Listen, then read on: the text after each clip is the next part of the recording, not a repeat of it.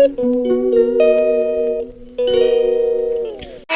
Welcome back to my channel. कैसे हैं आप सब? उम्मीद करती हूँ सब बहुत ही अच्छे होंगे। सुबह एक ब्लॉग की एंडिंग की थी और जब हम सोना और मैं सो के ही उठे थे तो मैंने लास्ट वाला ब्लॉग एंड किया था। कल मैं ब्लॉग एंड नहीं कर पाई थी और अब एक ब्लॉग की शुरुआत हो रही है उसी दिन से। तो अभी नहा धो लिया है हम सब ने, बच्चों ने, मैंने, बस हस्बैंड रहते हैं तो सब ने, हम लोगों ने नहा धो लिया है। अब मैं जा रही हूँ लंच बनाने के लिए। मैंने ना सुबह ब्रेकफास्ट के लिए येलो वाली जो मूंग की दाल आती है वो मैंने भिगो के रखी थी ओवरनाइट। क्या हो गया? गुस्सा देखो इसका। तो मैंने रात को वो, क्या हो गया, क्या हो गया? ये दिखा दिखा। क्या दिखा?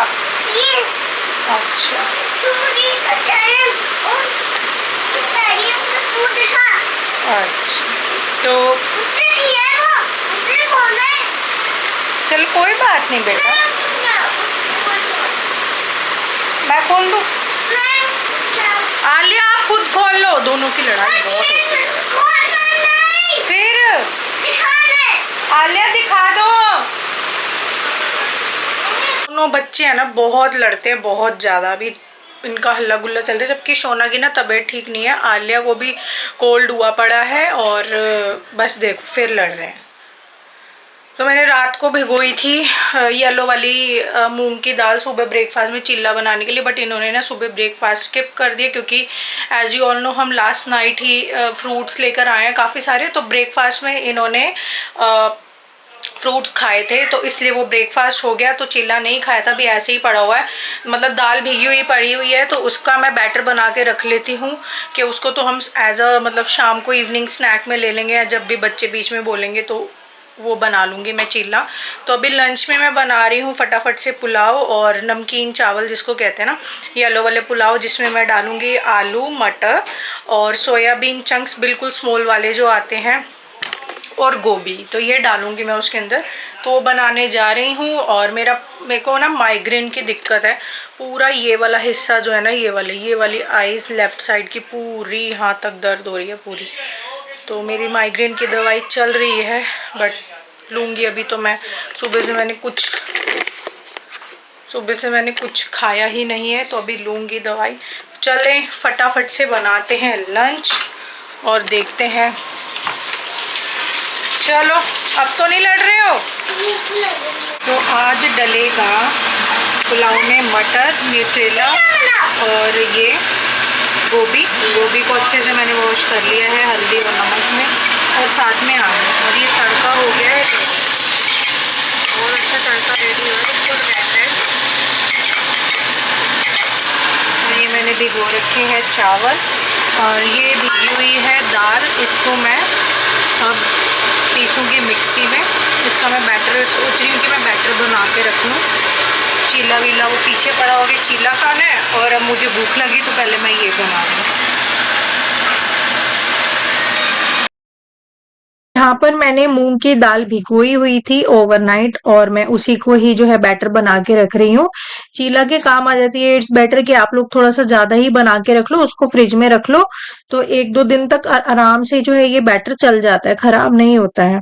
तो इसलिए मैं इसको पीस के रख रही हूँ और फ्रिज में रख दूंगी। जितना भी यूज में लेना है यूज में ले लूंगी, देन फ्रिज में रख दूंगी कि बच्चों का कुछ पता नहीं होता। कभी इवनिंग स्नैक टाइम पर ये चिल्ला बना दिया, कभी मॉर्निंग ब्रेकफास्ट में, बच्चों का कुछ पता नहीं होता है। अटरम शटरम खाने से बेटर है कि ऐसी हेल्दी चीजें खा ले, वही ज्यादा बेटर होता है। और आजकल ना मेरे व्लॉग्स थोड़े लंबे भी हो रहे हैं और थोड़ा सा डिले हो रहे हैं मेरे चैनल पे अपलोड होने में, है ना।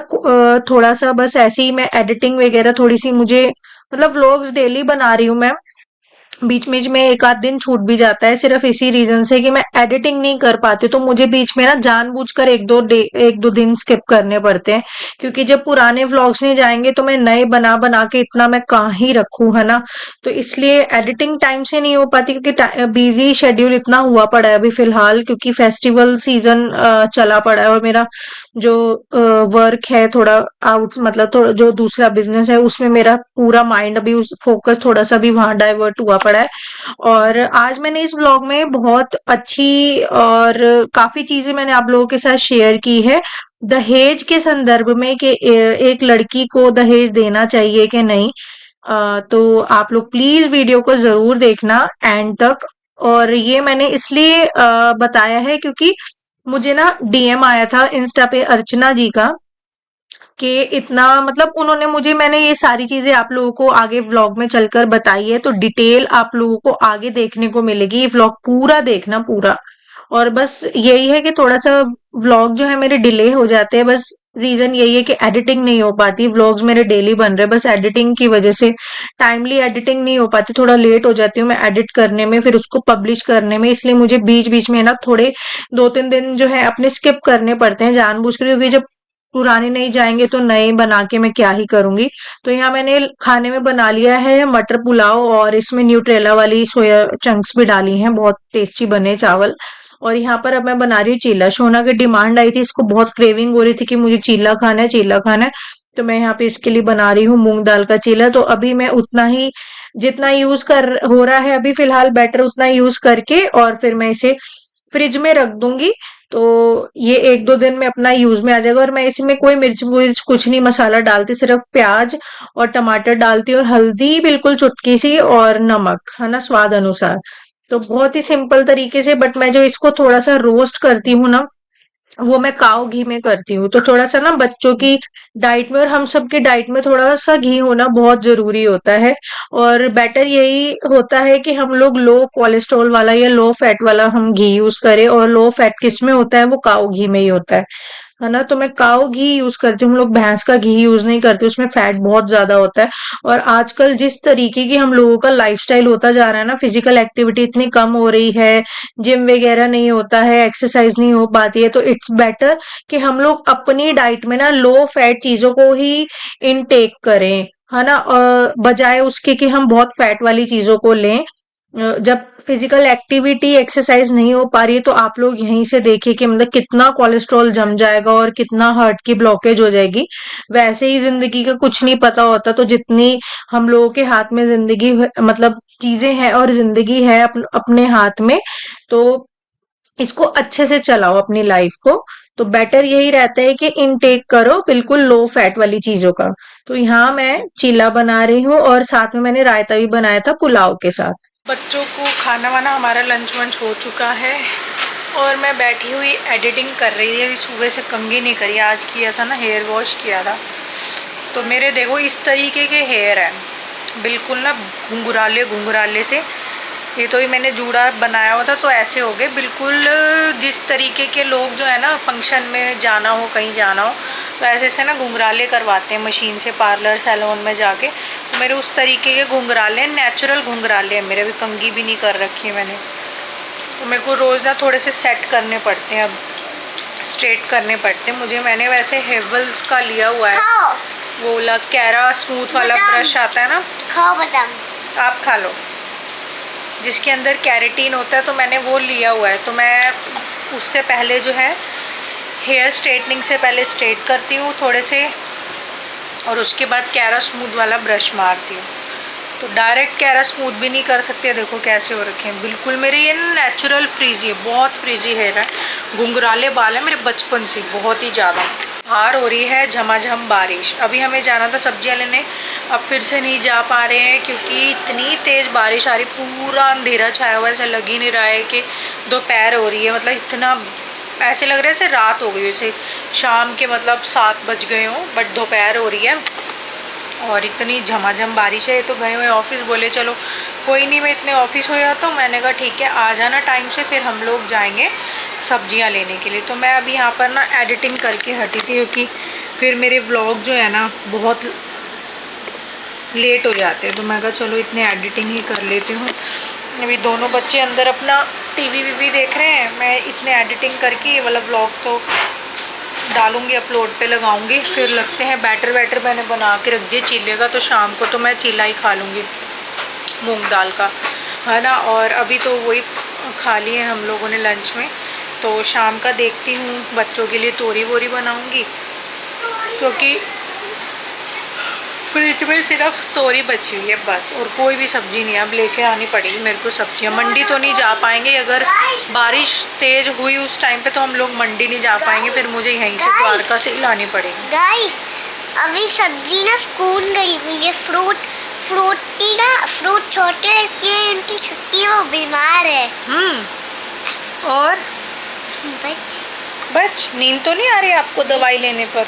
नहीं नहीं, नींद नहीं आएगी तो सोना है आपको, ठीक है? नहीं क्योंकि इसको ना हम लोगों ने सुबह उठकर इसने अपना बाउल फ्रूट ऑफ बाउल खाया, फ्रूट ऑफ बाउल कह रही हूँ, बाउल ऑफ फ्रूट खाया इसने, मतलब सुबह उठ के इसने नाश्ता किया फ्रूट का। फिर हम लोगों ने तभी इसको दवाई दे दी, क्योंकि इसको बहुत गंदे वाला कोल्ड हुआ पड़ा था। आलिया को भी हम लोगों ने दे दी, उसको भी कोल्ड है, इसको ज़्यादा है शोना को ना, तो इस वजह से आज दोनों को स्कूल नहीं भेजा हम लोगों ने, बहुत ज़्यादा इन्हें कोल्ड था। मैं कल इसको ना स्विमिंग इसलिए नहीं करवा रही थी, मेरे को यही डर था कि इसको कहीं कोल्ड ना हो जाए, और देखिए वही बात हुई, कोल्ड हो गया इसे। तो बस वही बात है। और मुझे आप लोगों से एक बात शेयर करनी थी। देखिए मुझे ना, जैसा कि मैं हर बार बताती हूँ, मेरे नोज़ पे ना यहाँ दाना हो गया बाहर की तरफ, इधर ये देखिए, इसमें ये वाला देखो, ये स्किन कितनी मोटी हो रखी है इस वाली नोज़ की, और ये वाली स्किन पतली है, क्योंकि यहाँ पर, हाँ, क्योंकि यहाँ पर हो गया है बाहरी दाना। और मुझे ना एयरिंग कह रही हूँ, नोज़ पिन पहननी ही पड़ेगी, कि मुझे नहीं काटने वाले हैं वो शायद। अच्छा, मैंने दिवाली पे डाली थी, आप लोगों को याद होगा, धनतेरस पे जब हम बहुत सारा चांदी खरीद के लाए थे, पता नहीं कितने 40-45 हज़ार की चांदी हम लोग खरीद के लाए थे, जिसमें से एक ये था, देखो ये तब से ही मैंने पहना हुआ धनतेरस। ये हैवी बहुत है दिखने में, भले ही ये पतला है, बट ना पूरा ये रियल चांदी का है ये वाला कड़ा, कुछ इस तरीके की डिज़ाइन का है। डिज़ाइन बहुत सारे थे, बट मुझे जो लगा था सबसे अच्छा यही वाला लगा। तो ये ना हैवी बहुत है दिखने में, जैसे ये पतला है ना, ये पतला सा कड़ा है, हैवी बहुत है। और इससे भी ऐसे जैसे सोने के कड़े होते ना, ऐसे में भी थे चांदी के, बट ना उनमें वज़न ही नहीं था, वो हल्के थे। तो मैंने उनका वज़न जो है, वेट जो है चेक भी किया था उस पर मशीन पे, वेइंग मशीन पे, तो इसका वज़न ज़्यादा आ रहा था। तो ये ना हैवी है, बाकी जो मोटे मोटे वाले थे फोके थे, मतलब खाली से ही थे, इतना वज़न था नहीं उसमें। तो ये हम लोगों ने जब लिया था, जब मैंने वहीं से उसी शॉप से ये करवाया था। ये मैंने वैसे तो बचपन से ही मेरी जो मैं कौन सी क्लास में थी, आई थिंक 11th में रही होंगी, बचपन से तो मेरे ये कान ही छिद गए थे। मैं होंगी 5-7 महीने की, हाँ, इतनी कम उम्र में मेरे कान छिदवा दिए थे। तो ये मैं तब भी नहीं पहनती, क्योंकि जब से आलिया हुई है ना सिजेरियन, मेरे 2 सिजेरियन हुए हैं। जब फर्स्ट सिजेरियन हुआ मेरा आलिया के टाइम पे, तो डॉक्टर ने उतरवा दिया था, उसके बाद से मैंने पहना ही नहीं, क्योंकि उसके बाद मैं पहनती हूँ तो मेरे कान पक जाते हैं। और ये वाला मैंने करवाया था जब मैं 11th में थी, हाँ 11-12th में।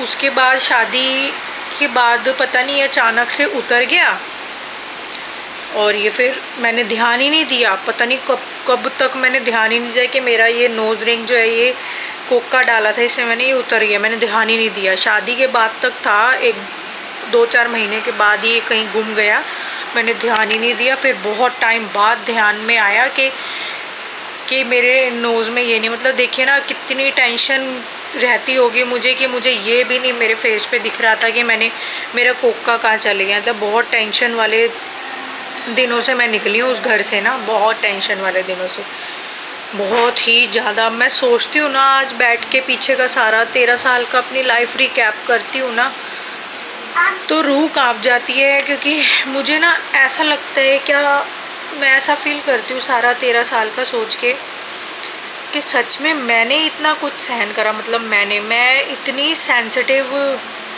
इतनी इमोशनल, इतनी सेंसिटिव लड़की हूँ ना अपने घर में, कि हल्का सा कुछ होता है ना, हल्के से भी रोने लग जाती हूँ। तो मैं जैसे बातचीत होती थी ना, जैसे घर में भी या इधर उधर, जब मैं कॉलेज लाइफ में थी, घर में भी रिश्तेदारों में जैसे बातचीत होती थी कि अब तो लड़की बड़ी हो रही है, होता है ना ऐसे, लड़कियां कॉलेज में जाती है तो थोड़ा शादी के प्रति फैमिली वाले जो है लड़का वड़का ढूंढने लग जाते हैं, तो रिश्तेदार भी बोलने लग जाते हैं लड़की बड़ी हो गई है, कॉलेज में है, ये है वो है, तो होती है ना ऐसी बातचीत। तो मैं हम लोग यही मतलब मैं उस समय यही सोचती थी कि मैं इतनी जल्दी शादी नहीं करूँगी। और उस समय जैसे हम लोग सीरियल्स ये टीवी वगैरह क्राइम पेट्रोल पता नहीं क्या क्या हम लोग सीरियल देखते थे। वो आता था उस समय जब हम क्लास स्कूल में थे, मतलब कुछ बहुत सारे सीरियल्स आते थे। तो जैसे अब मैं भूल भी गई हूँ नाम, तो जैसे हम लोग उस टाइम पे देखते थे ना, तो मैं यही बोलती थी अगर कोई भी जैसे वो वाला आता था कि इतना कुछ मैं नहीं सहन करने वाली, ऐसे कोई अत्याचार वाला आता था ना सीरियल, बहुओं पे अत्याचार करते हैं या कुछ है, तो ऐसे मैं देखती थी सीरियल, तो मैं हमेशा यही सोचती थी, मैं मम्मी को भी यही कहती थी, मम्मी ऐसे होता है शादी के बाद, ऐसे होता है। तो मम्मी हमेशा ये चीज़ कहती थी, बेटा ऐसे ही नहीं होता, बहुत कुछ होता है शादी के बाद। तो ना बहुत कुछ चीज़ें जो है ना सहन करनी पड़ती है एक लड़की को शादी के बाद। बहुत चीज़ें जो अभी ज़िंदगी आज जी रही है, तो ज़रूरी नहीं कि ऐसे ही लाड प्यार इज्जत मान सम्मान और ऐसा ही सब कुछ जो है तुझे सुख सुविधाएं जो हम लोग तुझे दे रहे हैं, ज़रूरी नहीं कि तुझे शादी के बाद भी ये मिले। वैसे तो हर कोई माँ बाप ये चाहता है कि उसकी बच्ची जहाँ भी जाए, बस किसी भी घर जाए वो हमेशा खुश रहे, है ना। तो मम्मी ये कहती थी हम हमेशा चाहते हैं जैसी तू यहाँ है वैसे ही तू आगे घर भी जाके तू खुश रहे, बस हमेशा ऐसे ही मुस्कुराती रहे, खुश रहे। मम्मी मेरे को हमेशा कहती राजू मतलब मेरे को प्यार से मम्मी राजू बोलते ना, तो मेरे को हमेशा मम्मी बोलती थी मुझे सच में तेरी ना बहुत चिंता रहती है कि तू इतनी मासूम सी इतनी सेंसिटिव है, अगर ये सब चीज़ें अत्याचार टाइप वायलेंस टाइप तेरे साथ अगर कल को हो गई मान लो, तो तू कैसे सहन करेगी ये सब। क्योंकि मैं ना छोटी छोटी बातों पे रो देती थी, कुछ भी इधर उधर मैं गली में लड़ाई झगड़ा देखती थी ना किसी का भी आपस में या पड़ोसियों का, इधर उधर मैं रोने लग जाती थी। तो मम्मी वही कहती थी इतनी सेंसिटिव मत बन, आगे जाके कैसा घर मिले या कैसे हालात आए ज़िंदगी में, तो इस तरीके की तू रहेगी। तो मतलब मम्मी को बहुत टेंशन होती थी मेरी, मतलब मैं मम्मी को ऐसी बोलती थी मेरे साथ क्यों होगा मम्मी, मैं तो सारा कहना मानूंगी आगे जाके भी, हर चीज़ अपने घर के जैसे मैं यहाँ भी सारा कहना मानती हूँ आपका, तो मैं उधर भी ऐसे सारा कहना मानूंगी, तो मेरे साथ क्यों होगा ये सब। तो मम्मी यही बोलती थी कोई नहीं, जब शादी होगी तब पूछूंगी। फिर शादी हुई 2-3 महीने बाद ये सब जब शुरू हुआ, तो बस मेरे लिए एकदम शादी होने के बाद ये समझ लो कि मैं दिन से रात में आ गई, उजाले से अंधेरे में आ गई। तो उस तरीके की मेरे साथ चीज़ें हुई, बिल्कुल ऑपोजिट। एक तो कल्चर ऑपोजिट हो गया है ना, हम पंजाबी कल्चर, ये पूरा जाटों वाला कल्चर, तो कल्चर से भी काफ़ी चीज़ें इफ़ेक्ट हुई। जैसे घूंघट करना होता है या कुछ है, फिर भी वो मैंने किया और मैं करती हूँ आज भी, ठीक है। उस चीज़ की थोड़ी बहुत देखो, जब नई शादी होकर इन चीज़ों में हम लोग घुसते हैं ना, क्योंकि मैंने कभी ये चीज़ें देखी नहीं अपनी लाइफ में और यहाँ के मुझे खुद करनी पड़ी, तो प्रॉब्लम होती है, थोड़ा घुलने मिलने में होता है। बट इन्होंने मुझे फ़र्स्ट डे से ही घूंघट कर दिया था, मेरे को फ़र्स्ट डे ही, तो मैंने फ़र्स्ट डे से ही घूंघट करा। ये नहीं कि मैं सोच विचार करके 2-4 महीने बात करने लगी हूँ, नहीं। जब हमारी शादी होगी, रिसेप्शन होगी, इन्होंने फ़र्स्ट डे घूंघट करा दिया, तो फ़र्स्ट डे से ही मैं घूंघट हर एक चीज़ कर रही हूँ। थोड़ी दिक्कत तो होती थी क्योंकि मैंने ये सब कभी देखा नहीं था, कभी कुछ नहीं, बट ठीक है, टाइम के साथ सब कुछ ढलता चला गया। जैसे मुझे सांस लेने में बड़ी दिक्कत होती थी, मैंने कभी गोबर गाय का उठाना तो क्या, मतलब गली में देखती थी ना मैं, टू बी रियली ऑनेस्ट, तो मुझे घिन सी आती थी कि स्मेल तो ऑब्वियस है होती है गोबर में, और यहाँ आके मैंने गोबर भी उठाया, तो ना ये लगा लो मेरे को, और हाथों में स्मेल हो जाना गोबर की, तो मैंने कभी ये चीज़ें देखी ही नहीं थी। तो करना तो अपने मायके में दूर की बात है, हमारा वैसा कल्चर नहीं था गांव वाला, बिल्कुल शहर की एकदम सिटी वाली लड़की थी मैं, और ओपन फैमिली से, हर एक चीज़ मॉडर्न फैमिली से, तो ये सब चीज़ें ना मैंने देखी, तो करना तो दूर की बात है, और यहाँ आके किया। तो मुझे ना जब गोबर वोबर मैंने यहाँ आके उठाया, हर चीज़ करी, तो मुझे बड़ी दिक्कत होती, मेरे से खाना नहीं खाया जाता था, मेरे को ना स्मेल सी चढ़ गई थी सिर के अंदर। मेरे को तो 3-4 महीने तो ऐसे हो गए थोड़ा उसमें आने में, ढलने में गोबर के उससे, कि मतलब रोटी नहीं खाई जाती थी मेरे से, सच में ऐसे हो गया था। और उसके बाद भी ये सब वायलेंस चलना, फिर 2-4 महीने बाद ही वायलेंस शुरू हो गई थी। तो बहुत चीज़ें ना, मतलब मेरे को समझ नहीं आता था कि मुझे क्या करूं क्या ना करूं। दे रही हूँ बेटा, दे रही हूँ। कैमरे की ना बैटरी चली गई थी, थोड़ी देर चार्ज पे लगाना पड़ा। तो मैं ये सब पता क्यों बोल रही हूँ, मैं इसलिए बोल रही हूँ, मेरे पास इंस्टा पे बहुत डीएम आते हैं। आप लोग जो मेरा व्लॉग देखते हो तो वहाँ पे मुझे डीएम करते हो, ये है वो है। तो मुझे एक डीएम आया था कि आपने इतना, अर्चना जी का मैं नाम भी बता देती हूँ। अर्चना जी डोंट वरी, आप मेरी हर व्लॉग देखती हो तो आप ये भी देख रही होगी। डोंट वरी, मैं आपका आईडी यहाँ पे पब्लिक नहीं करूँगी, मैं आपका स्क्रीनशॉट भी नहीं शेयर करूँगी, डोंट वरी। तो आपकी आईडी पब्लिक नहीं होगी, ठीक है? बस मैं नाम ले रही हूँ। अर्चना जी का जब वहाँ पे मैसेज आए कि आपने इतना कुछ सहन किया है, क्या हुआ? कुछ नहीं, आप कर लो। मुझे मैसेज आया था उनका कि दीदी आपने इतना कुछ सहन किया है, तो ऐसे पुरानी सोच में आपने इतना कैसे सरवाइव किया? आपकी शादी को इतने साल हो गए, तो आपने इतना साल कैसे सरवाइव किया होगा इतनी पुरानी सोच में? तो और उन्होंने मेरे को ये बोला था कि आप ना उन लोगों की, अपने ससुराल वालों की, जेठ जेठानी, सास ससुर की, सबकी ना आप ना फ़ोटो दिखाओ, एल्बम दिखाओ या फ़ोटो दिखाओ। तो आप दिखाओ बोल रही थी कि मुझे, हम सबको भी तो पता चले कि ये महान आत्मा वाले लोग कौन है। तो डोंट वरी, देखिए अभी तक मैंने शेयर नहीं करी है किसी के भी फ़ोटो यहाँ पे, चाहे जेठ हो, जेठानी हो या मेरे फादर इन लॉ, मैंने किसी की भी शेयर नहीं करी है फ़ोटो, ठीक है? बट डोंट वरी, मैं अपनी शादी की एल्बम डेफिनेटली आप लोगों के साथ शेयर करूँगी, दिखाऊँगी आप लोगों को सबको।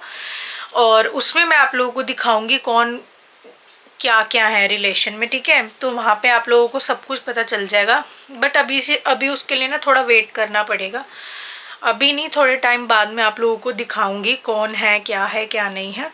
और मैं इसलिए आप लोगों के साथ ये सब चीज़ें बोल रही हूँ। देखिए, शादी के बाद ना लड़की की लाइफ बिल्कुल बदल जाती है, और लड़की की ज़िंदगी जो होती है ना, लाइफ जो होती है ना, अनप्रेडिक्टेबल होती है। कब उसके साथ कैसे कहाँ क्या हो जाए कुछ नहीं पता। तो मैं है ना हर पेरेंट को यही बोलना चाहूँगी अपने 13 इयर्स ऑफ एक्सपीरियंस से कि अपनी लड़की को, जैसे हर कोई दहेज दे देता है शादी में, ठीक है? ताकि जो है लड़के के घर वाले खुश रहें, और वो खुश रहेंगे तो ऑटोमेटिकली इस सोच में कि हमारी बिटिया भी खुश रहेगी, हमारी डॉटर भी खुश रहेगी, हमारी बेटी को इतना इज्जत मान सम्मान मिलेगा, इतना दहेज ले जाएगी, तो है ना। और ऑब्वियस है, ये हर कोई पेरेंट्स की, हर फैमिली की जो है ना ये सोच होती है कि हम बेटी को दे के भेजेंगे तो हमारी बेटी की बहुत इज्जत मान सम्मान होगी, उसको बहुत लाड प्यार मिलेगा, हर चीज़ है। बट अब एक बात बताओ ना, वो इज्जत मान सम्मान मेरी लाइफ में कहाँ गया? मेरे पेरेंट्स ने तो इतना कुछ देकर भेजा, बट नहीं हुआ ना। तो इसलिए मैं कह रही हूँ कि लड़की की लाइफ ना बहुत अनप्रेडिक्टेबल होती है। तो ना दहेज देने की बजाय दहेज दो हल्का फुल्का, अगर अपने अकॉर्डिंग जितना आप लोगों को ठीक लगे कि हाँ ठीक है इतना।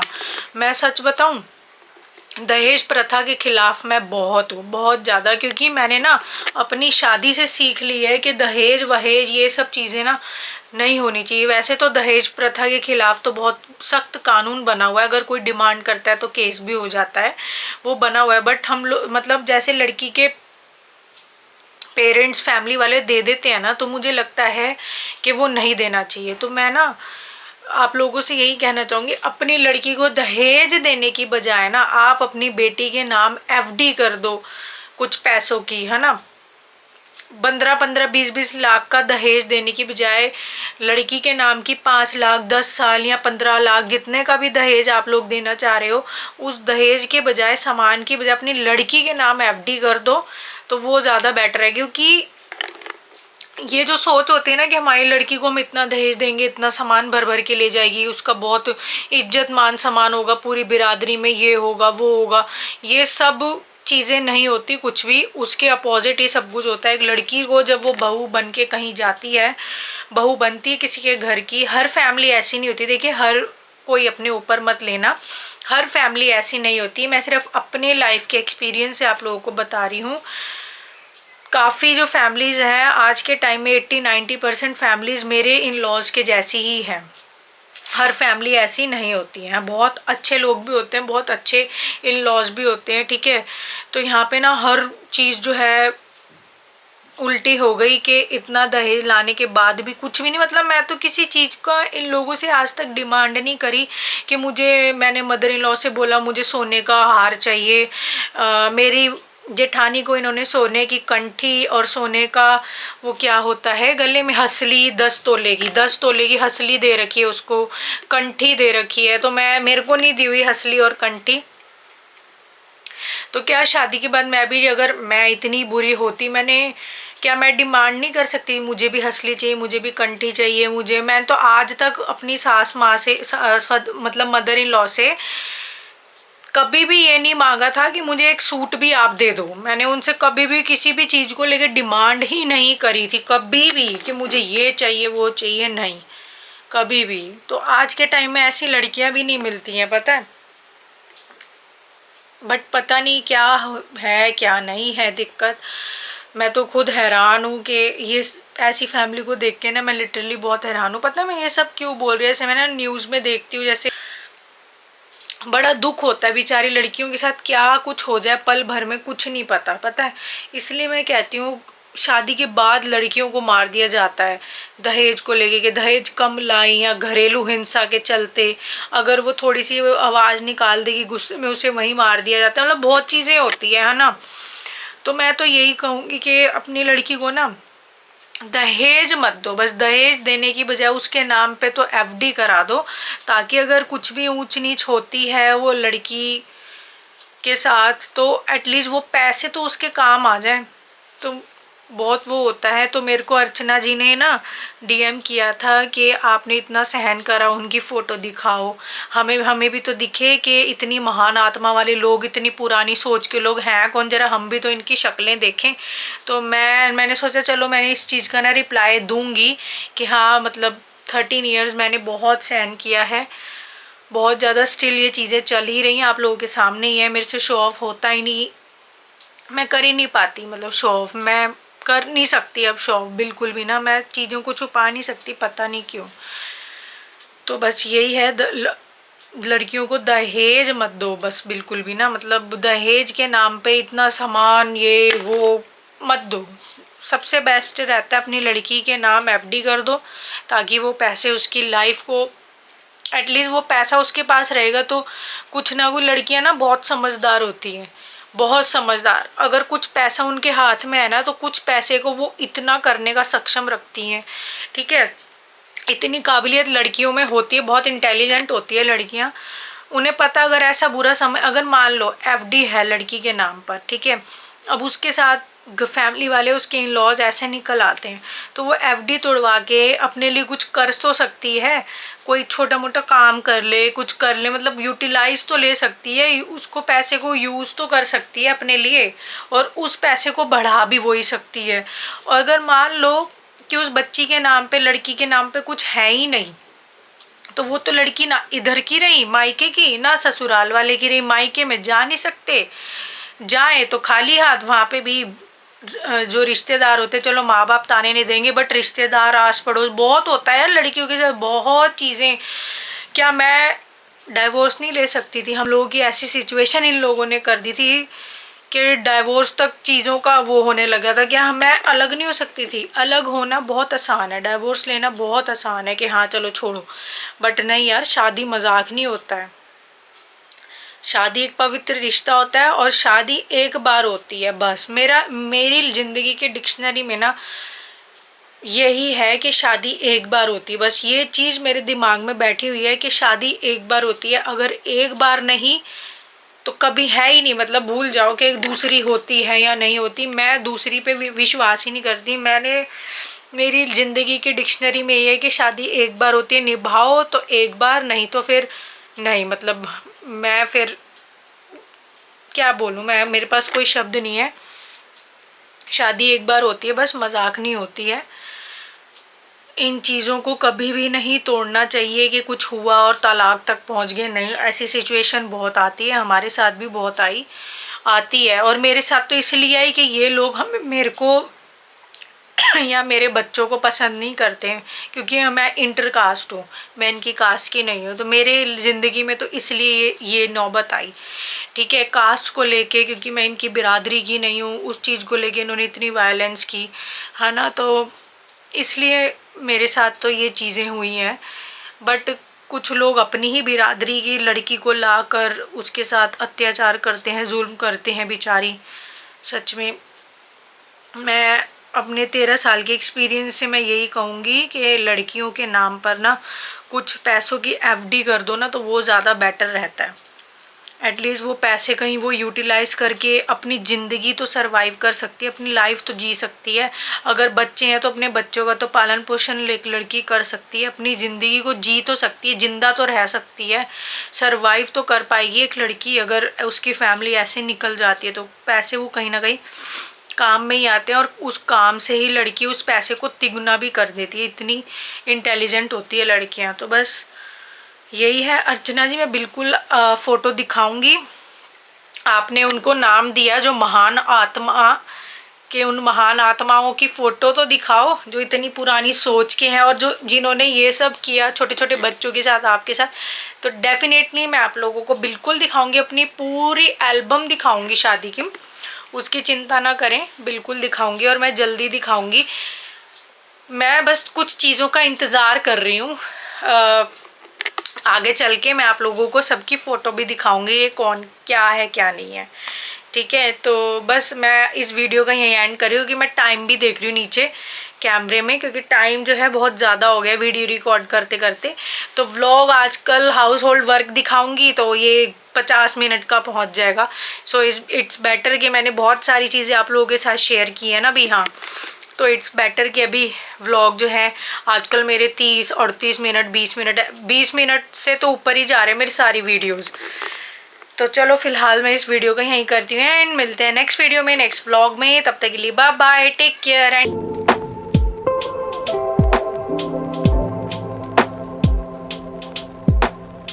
कीप सपोर्टिंग मी।